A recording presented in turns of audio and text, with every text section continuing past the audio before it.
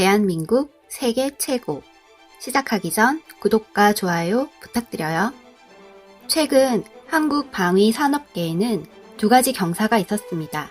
하나는 폴란드의 K2 전차, K9 자주포, FA-50 경공격기 등 한국산 무기 3종을 수출하기로 한 것입니다. 1차 계약액만도 10조 원대에 달해 한국 방산 수출 사상 최대 규모입니다. 또 하나는 스텔스 기능을 장착한 초음속 전투기 KF-21의 시험 비행입니다. 군사 전략 및 무기 체계 전문가인 양욱 아산정책연구원 부연구위원은 17일 서울경제와의 인터뷰에서 K무기의 성능은 어느덧 유럽 수준에 거의 근접했다며 방산 대국이 되려면 무기 수출을 종합적으로 관리하는 컨트롤 타워를 정부 내에 설치해야 한다고 강조했습니다. 이어 KF-21 개발과 관련해 2030년대가 되면 스텔스기를 양산하는 세계 네 번째 국가가 된다며 그때가 되면 한반도 하늘을 완전히 장악해 북한의 핵과 미사일을 제압할 수 있을 것이라고 말했습니다. KF-21은 대한민국이 개발한 초음속 전투기입니다. 대한민국 공군 및 인도네시아 공군이 도입할 예정인 4.5세대 전투기로 자체 전투기 개발 능력 확보 및 F4 팬덤2와 KF-5 제공호 등 노후 전투기 대체 소요로 추진 중인 대한민국 공군의 미디어급 전투기 개발 사업의 결과물입니다. 기존 스텔스 전투기와 유사한 기체 형상에서 알 수 있듯이 향후 KF-21의 개발이 완료되고 블록 3으로 진화적 개발 단계를 거치면서 완전 매립형 내부 무장창을 갖춘 5세대 스텔스 전투기 혹은 그 이상의 성능을 갖춘 전투기로 개량해 나갈 것을 염두에 두고 설계되었습니다. KF-21의 개발 및 연구는 한국항공우주산업을 필두로 국방과학연구소와 주도하며 약 225개의 국내 업체들과 10여 개의 정부 출연 연구소와 그 외에도 15개 대학교들이 참여합니다. 외국의 연구소나 업체로는 인도네시아의 PTDI, 유럽의 유로파이터 유한회사, 미국의 로기트 마틴, 부품 공급사는 미국의 GE, 영국의 마틴 베이커, 이탈리아의 레오나르도 등이 있습니다. KF-21의 경우 2018년 말에 공개된 기본 설계 최종 형상 기준으로 무게나 추력비 등을 고려한 전체적인 체급을 비교하자면 F-16 등의 소형 전투기보다는 크고 F-22 등의 대형 전투기보다는 작으며 라팔, 유로파이터 타이푼과 비슷한 체급을 갖춘 중형 전투기입니다. 명칭은 2021년 4월 9일 출고식을 통해 KF-21 보라매로 확정되었습니다.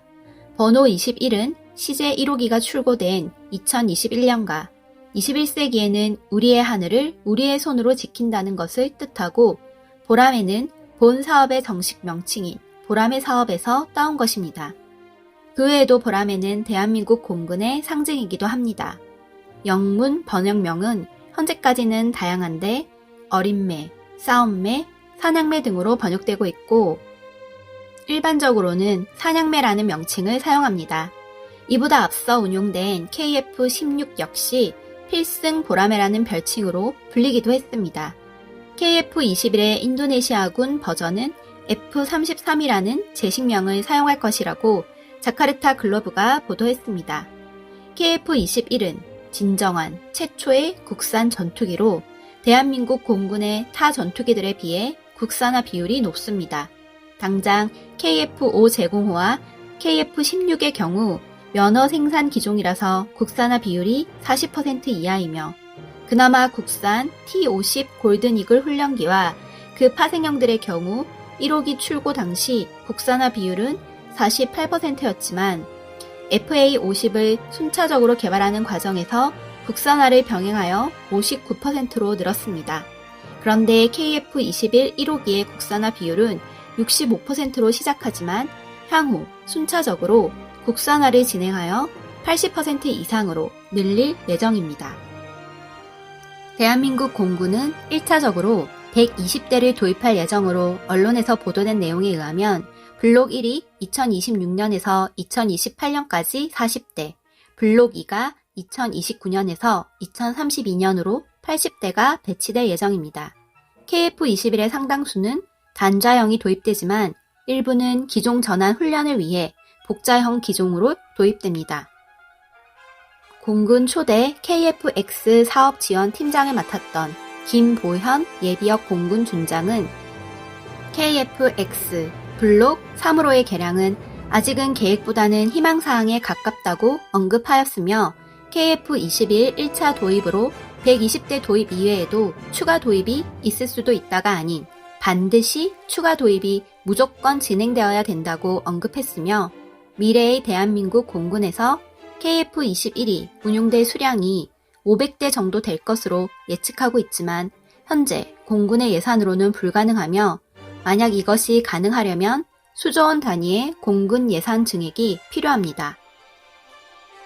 다만 공군 예산 증액을 하더라도 500대의 KF-21이 배치될 가능성은 없다고 봐야 되는데 KF-X 사업 자체도 20년 동안 몇 번이고 취소와 재추진을 반복한 상황으로 전력화가 많이 늦어진 상황이며 여기에 먼저 정비사들과 조종사들은 각 기체에 맞게 훈련받아서 전투기들이 퇴역할 때까지 써먹는 것을 목표로 하고 있고 기종 전환이라는 게 생각보다 만만한 것이 아니며 당장 전투기를 운용할 조종사들이야 그렇다 쳐도 정비사들은 기종이 바뀌면 30년 짬먹은 원사도 하사급으로 기량이 떨어져 버릴 정도로 처음부터 새로운 전투기 정비와 관련한 재교육 과정이 필요하며 KF-21 보라매의 경우 50년 이상의 시간 공백 등을 고려하면 당연히 기초 설계부터 사소한 부품까지 모든 게 다른 점을 고려해야 된다고 합니다.